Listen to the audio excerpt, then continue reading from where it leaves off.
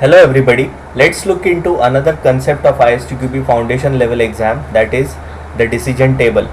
Questions will be asked where they will provide you a decision table like the one listed over here, and then you will be given test conditions or test cases which will list certain conditions. Now to start with, the decision table consists of two parts. For the first part is the conditions and the second part is the actions. So you start with the conditions. So the conditions would be provided in the test cases.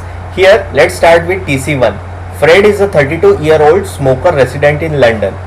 So as you can see, he is a UK resident, he is between 18 and 55 and he is a smoker. So rule 4 applies for us. Let's look into what actions we can apply for rule 4. We should insure this person and we should not apply a 10% discount. So here in option C, the choice is there that we want. Now let's look into test case 3. Jean Michael is a 65-year-old non-smoker resident in Paris. So he is not a resident of UK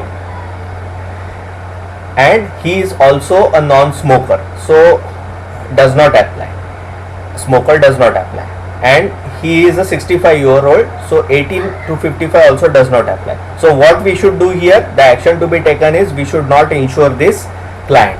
So this is the correct option because B states that don't insure. So this is how you solve questions based on decision tables in the exam. Thank you.